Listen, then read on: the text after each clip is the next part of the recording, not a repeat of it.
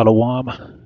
I want to begin first and foremost giving all praises to the Heavenly Father Yahweh and His only begotten Son Yahweh Shai, whom the world ignorantly calls Jehovah and Jesus. I want to give all praises in the ancient Hebrew tongue while facing the east. Call Halal, Allah, Yahweh, Ba'ashem Yahweh Shai, Ba'ashem Rakah Kodash, Barakata Yahweh, Barakata Yahweh Shai, the water, Yahweh Ba'ashem Yahweh Shai, Ba'ashem Rakah Kodash. Double honors to the apostles, to the elders of Yasharala, Greatmillstone. Shalom to the 144,000. Shalom to the elect. My name is Micah, and today I want to talk about how you cannot depend on this devil. All right, Isaiah 36, verse 6. On Egypt, if you lean on Egypt, it will be like a reed that splinters beneath your weight and pierces your hand. Pharaoh, the king of Egypt, is completely unreliable. Right, and this is not talking about ancient Egypt. This is talking about spiritual Egypt, which is America, which is Babylon. And the Pharaoh is not talking about no ancient Pharaoh. It's talking about the president of the United States. All right, and the current president right now, the current Pharaoh, is Donald Trump. That's the current Pharaoh that we have right now. And I would just want to show you guys what this representative, Pramila Jayapal. All right, she's an American politician serving as the U.S. representative from Washington's 7th congressional district since 2017. All right, and yesterday she had set forth an amendment to be voted on, and look at what she said.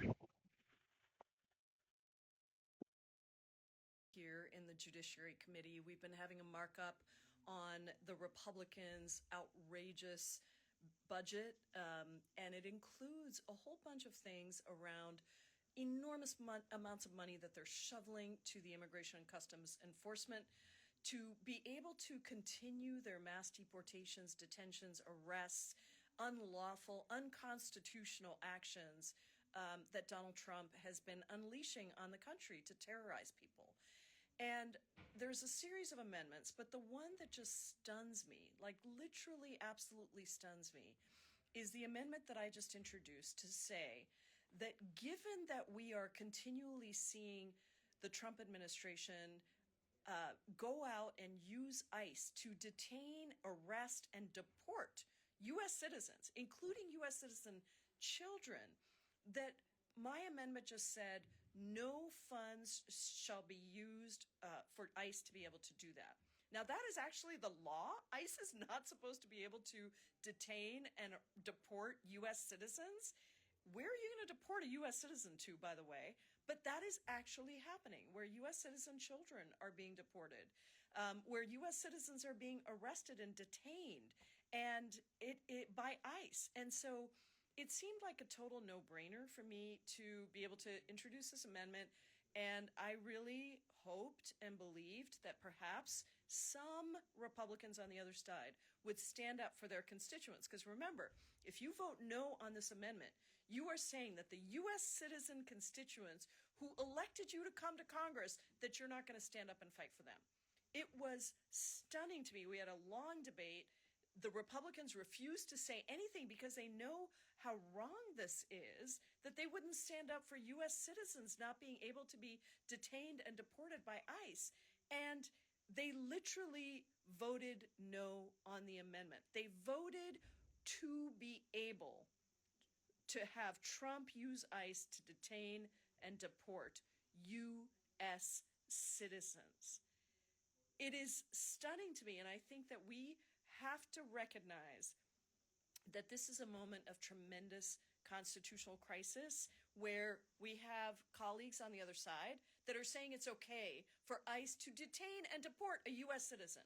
And so I really hope that everyone will call your, particularly if you live in a Republican district, because all the Democrats voted for my amendment. But if you are represented by a Republican, call them and tell them that it is outrageous that they are not speaking up against ICE detaining and deporting U.S. citizens. It's happening over and over again. This is not theoretical. It is happening right now. Call them and tell them it is outrageous. I'm still stunned. I'm shocked. But I wanted to let you know, and I wanted to make sure that you weigh in because, listen, when you get to this point where Republicans are refusing to even stand up for their own U.S. citizen constituents, it's happening to U.S. citizens right now, being arrested, detained, deported. And it's unacceptable. And we got to stand up and protect our democracy. All right. Thanks.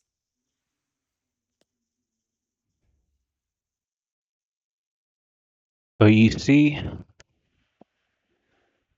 you cannot trust this devil Trump. All right, this man is a devil. All right, he's consolidating power. All right, consolidate power.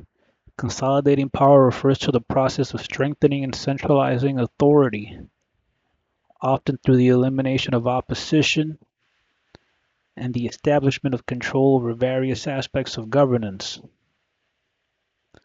This process can involve diminishing the influence of rival factions, increasing bureaucratic control, and reinforcing loyalty among subjects.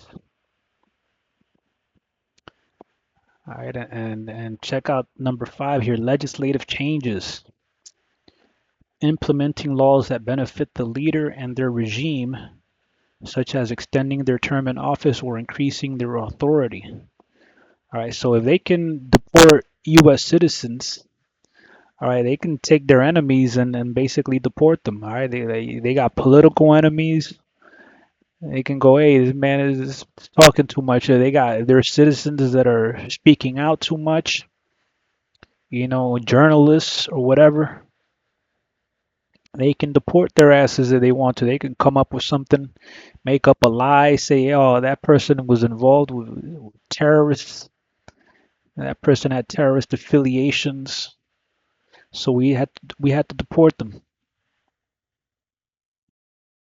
All right, and one of the comments she wrote in her own comment, where do you even deport a U.S. citizen to, and under what parameters? This is absolutely illegal and unconstitutional. All right, look, at this point, the Constitution is just toilet paper. All right, it doesn't even matter anymore. And they could easily keep deporting people to El Salvador. Trump could come up with another deal so they can build a bigger prison down there, exclusively for U.S. citizens. All right, they're establishing, precedents that have never been seen before, man. All right, and look at what this comment says here. What needs to happen is a civil resistance versus civil war.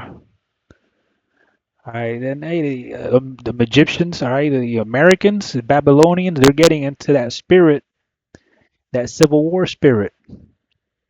All right, they're getting into that Civil War spirit where hey, you're gonna have the Republicans against Democrats, man. All right, people fighting on each side, and America is like the country in the world that where the political parties have created hatred among the followers of that party or the constituents against constituents of the other parties. All right, you don't see that in other countries like here in Dominican Republic. You don't see people of the PLD party. They say, "Hey man, we hate all the PRM parties, all the PRM party people. We want to kill them all." Hey, you don't see that, man. Like in too many other countries, maybe in England, right? Because that's the mother of Babylon. You see that spirit where the liberal party, people that follow the liberal party is They hate the Tories, and I think it's the Tories. I'm not too familiar. I think that's the Conservative Party. But this is just the devil showing his horns, all right, and speaking like a dragon. All right, Revelation 13, verse 11. And I saw another beast come up out of the earth. He had two horns like those of a dam, but he spoke with the voice of a dragon. All right. And that means that's a metaphor. Speaking with the voice of a dragon, meaning that, he's coming up with draconian legislation. Right? He's taking draconian measures. All right, you're gonna see his horns. He was hiding that horn. He was hiding them horns, man. You couldn't see him before, but now the devil is showing you who he really is. All right, and he's gonna poke everybody that trusted in him with that horn. All right, I'm gonna leave it there. I hope the video was edifying. Shalom.